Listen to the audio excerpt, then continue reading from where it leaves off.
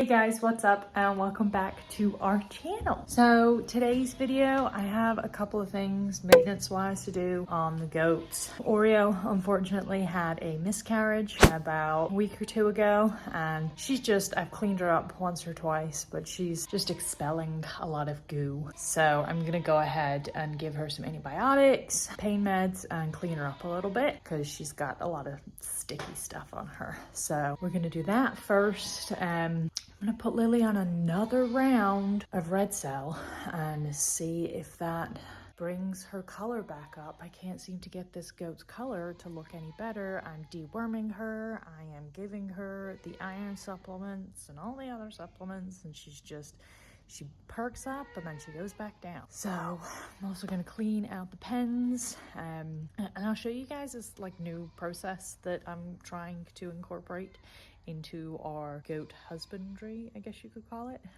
So I'll talk a little bit more about that, but let's go get Oreo.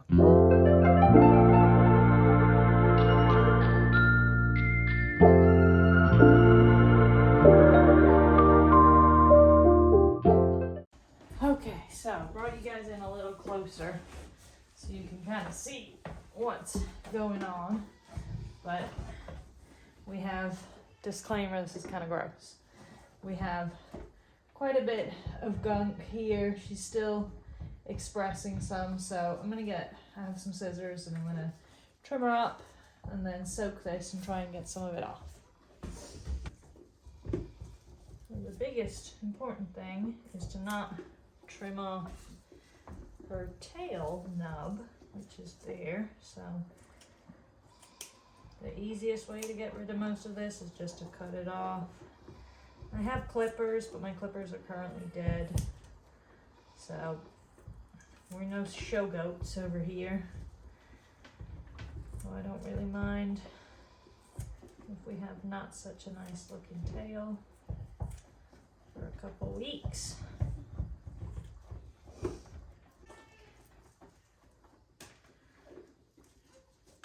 It's actually not as bad as I was thinking it was gonna be, which is a good thing.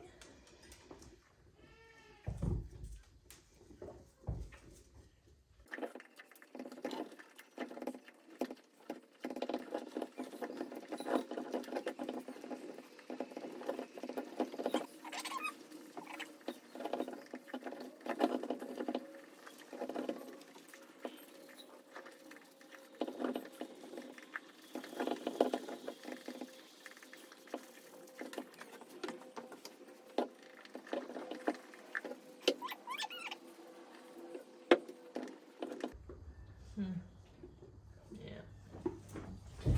So she does have milk, which is, well, it's actually colostrum, is what she has. But we're not gonna do anything about that because I don't know what caused the miscarriage. More than likely it was a headbutt, but normally I would like to save colostrum. However, in this circumstance, I will not, which is unfortunate, but otherwise she's pretty chipper. I'm gonna give her some, I'll show you guys her eye color. Okay, so her eye color is not fantastic. So I'm gonna give her, it's not the worst. I would say it's like a 3. So that's like borderline.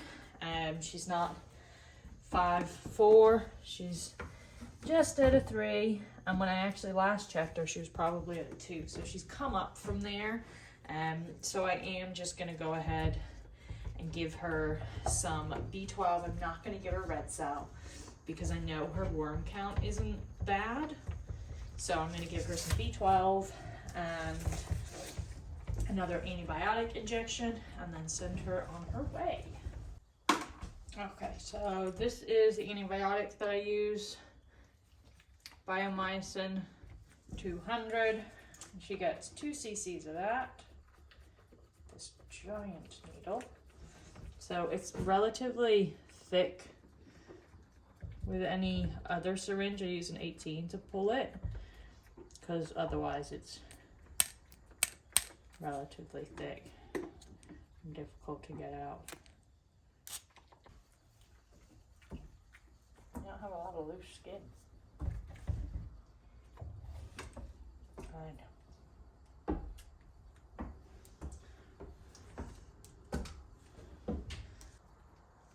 I'm gonna go ahead and do 1.5 on the B12. You're okay. Let me try that again. Oh dear. You're being very...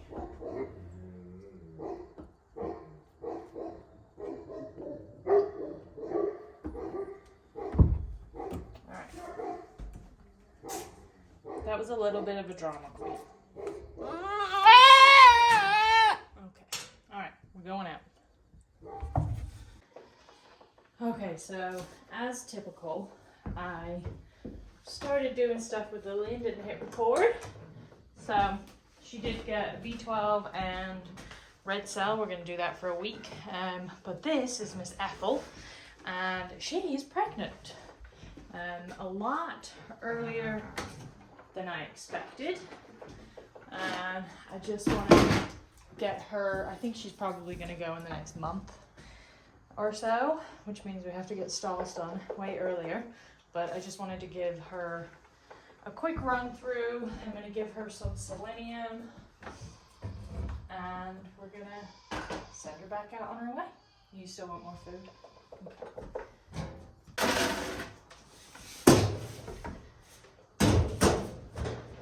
Okay, so what I'm doing here is checking her ligaments. She's pretty loose, but they're still there.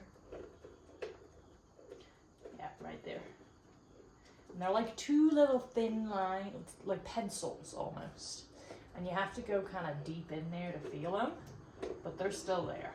But she's loose, so that tells me she's not got too long to go. And we have colostrum. She doesn't have any colostrum yet, but that can take up to 30 days, or it could come the very next day. So then I just want to check the babies and feel them, just because I like to, really. But I seen them kicking yesterday. And the reason why I knew that she was pregnant, other than the fact she's always been large, but I noticed that she started to get kind of sunken in here. And when Ethel is ready, about a month away from kidding, she holds her tail up and around. Some of the others do that, but I know she does it. We've already been through one kidding with her, so this, and she did it all by herself. And babies are sleeping. They don't want to play. So if I was to feel on the left side, can't feel anything, because that's their stomach. There's nothing going. You're not going to be able to feel babies on that side. If you're ever going to look or feel for babies, you go on the left, or on the right, sorry. We expect some babies from her probably in the next month, month and a half. Hopefully she doesn't go at the same time as everybody else. So we have Snickers, Snickerdoodle, and Milky Way are all due first week in December, as well as Raina. My stall's all built yet. Alright, let's give you some selenium and send you on your way. Come here. Ethel.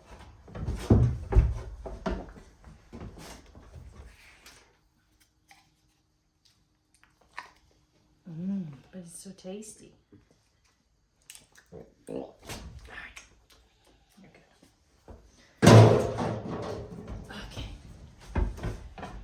Okay, so now that we've done all that doctoring, we're gonna go outside and clean the pen. But before I do that, I wanted to talk to you guys about two things. So, first thing is we are not quite finished with doing the barn build yet. We do have a couple of things left to do with the stalls and Tyler's gonna put me up a workbench so I can get the microscope out here, all my test tubes and things like that for drawing blood and doing fecals, and I can read all that out here. So that is the two things that need to be done in here. The workbench isn't the end of the world. The stalls need to be done. We need to get mats down, and because we got 2 months before we got babies coming and they need to be born in here. So with that, I need power. And if you guys haven't noticed, we're probably over 100 feet from the house. So running an extension cord is not ideal.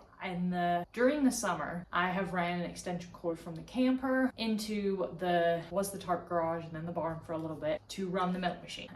After probably like 4 or 5 months, and I started getting, the supply was going down, we weren't getting as much milk. I was just like, I just hand milk. I don't need to be running back and forth with an extension cord every day. So I ended up just hand milking.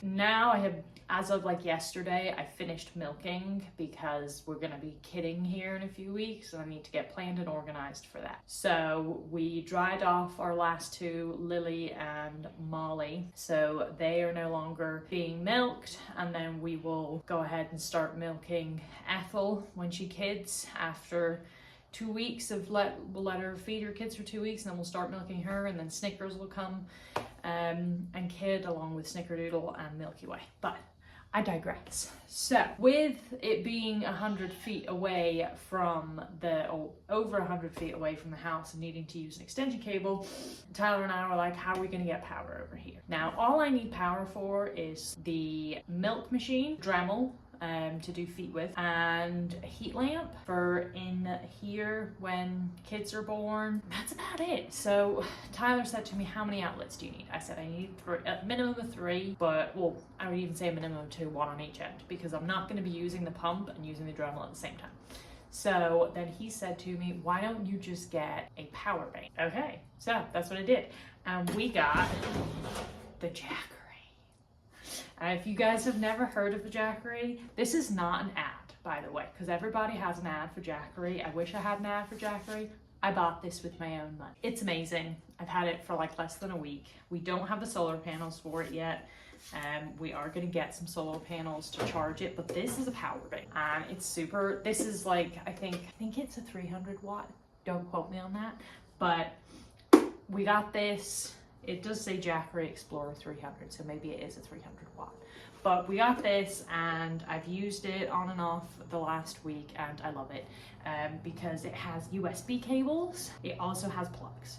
So at the moment, I have my ring light, which is plugged in by USB right here, so I don't have to find a plug anymore because I have the Jackery. And then I also have the Dremel plugged in because I was just doing Lily's feet. Amazing. I'm super happy with it. I charged it. It's currently at 84%. It's been running this ring light for probably 2 hours. It's been running the Dremel. I think it was running Tyler's speaker all weekend. So it's still at a pretty good juice level, I guess you could say, but really happy with it. Hopefully Tyler's gonna get another one here in the near future because they're super awesome. So not an ad, just wanted to tell you guys that.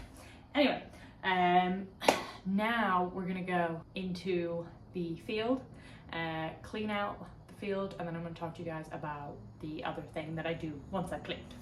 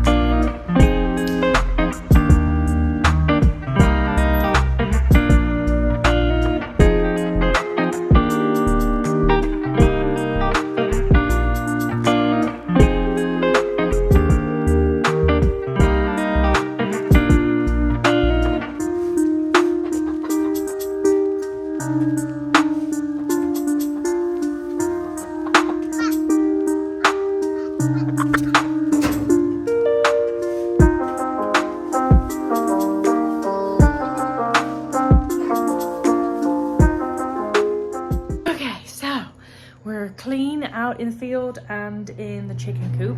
There was not really much to do in the chicken coop, but I did have to refill their water, which I'll show you guys how I do that. I'm gonna do a chicken coop tour next week, so make sure you tune in and I will do a chicken coop tour. I'll show you guys our chicken coop and how amazing it is and how we get to everything and do everything. But on to something else. Okay, so my something else is like a week later.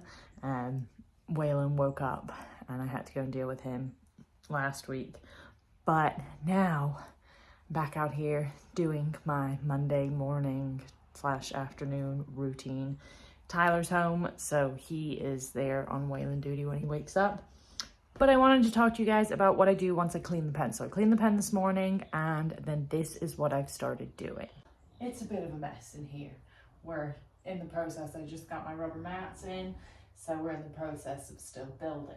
But once I have emptied and cleaned all the poop and hay and whatever in the pen, I then get this stuff, diatomaceous earth. I never say it right. And this is apparently a really good holistic dewormer. I don't solely use this, so we've had a lot of issues with parasites in the past, and this is just kind of like, I guess, my attempt at backup. Do I know if this is working? I have no idea.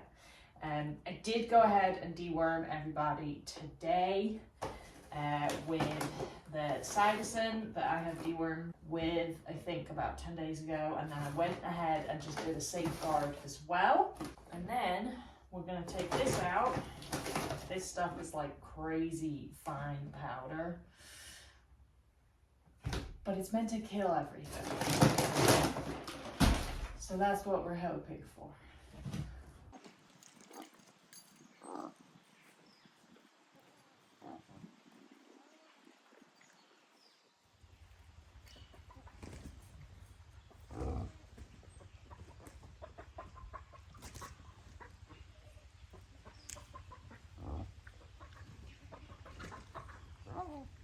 So that's basically what I do. I take out just a container full of it.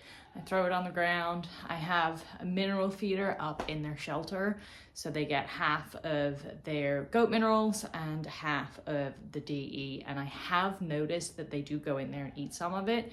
So that's kind of like them deworming themselves. And then I throw some in the shelter on the floor when I clean the shelter as well. I'm hoping that this is something that might help to reduce the parasites that are in the pasture. Basically, from my and again, this is not something that I have researched much of. I haven't heard of anybody else doing it. I'm trying it to see maybe if it works. My understanding is that the DE is like microscopic tiny shards of glass, and parasites and other intestinal parasites and external parasites, it slices them and kills them. So that's my hope, is that it's gonna do that along with them getting the medicated dewormers. We're coming into winter, parasite load is gonna go down anyway, but I wanna make sure that we keep it that way. Typically in the winter time, I tend to find that a lot of like the hay and the poop and stuff gets all piled up, and deep littering is all fine and dandy, but if you don't know what deep littering is, go look it up. But it's just a mess come springtime, and I want to try and avoid any kind of like losses that we might have due to parasites anymore. So I'm getting really on top of this. But that is it for today. I will be doing another video here in the near future with our chicken coop tour, and I'm also going to give the dogs a bit of a clean up.